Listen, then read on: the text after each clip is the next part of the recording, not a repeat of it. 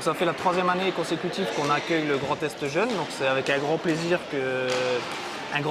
qu'on accueille cette compétition parce que la ville est au niveau central, au niveau de la région.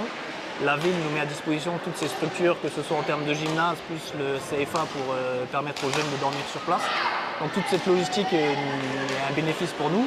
Et puis en termes de représentation de la ville, plus de promouvoir le badminton, ça permet d'insuffler une énergie à notre club et puis à l'ensemble de la ville. Donc c'est avec un grand plaisir qu'on est partenaire de la Ligue sur cette compétition depuis 3 années maintenant.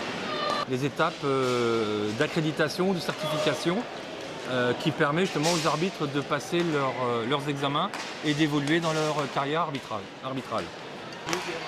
Actuellement, on est à peu près à la louche 430 arbitres sur l'ensemble de la Ligue Grand Est. Donc les championnats du Grand Est, ça permet aux joueurs de se confronter aux autres joueurs de la région. C'est intéressant. Il y a certains joueurs qu'on voit pas forcément sur les sièges ou les sièges. Et ça permet également pour les champions régionaux d'être qualifiés au championnat de France. Donc c'est une échéance importante pour le club et pour les joueurs. Des retombées, pas forcément tellement dans un premier temps, mais c'est surtout pour moi l'occasion d'emmener des jeunes et de leur montrer un petit peu ce qui se fait de mieux dans la région, puisque c'est une compétition qui va opposer les meilleurs jeunes de la région.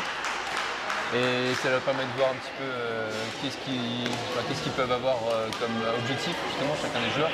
Et après, comme retombée, localement, bien sûr, on aime bien apporter une médaille à la commune, et puis ça fait toujours du bien pour les clubs pour pouvoir après essayer d'obtenir des créneaux, améliorer éventuellement les infrastructures, etc. Là, je suis 7 joueurs, je crois, ce week-end, ouais, 7 joueurs. Alors j'ai 3 jeunes du club actuel, plus 2 jeunes qui étaient avant le club, qui ont intégré maintenant le pôle à Strasbourg. Globalement ça va, mais on a loupé 2 titres, donc on est un peu déçus. 2 médailles de bronze, voilà, et il y a encore des possibilités sur 2 tableaux. Moi je suis surtout là pour les motiver et essayer de les rassurer. Mais après en règle générale ils savent assez bien ce qu'ils ont à faire.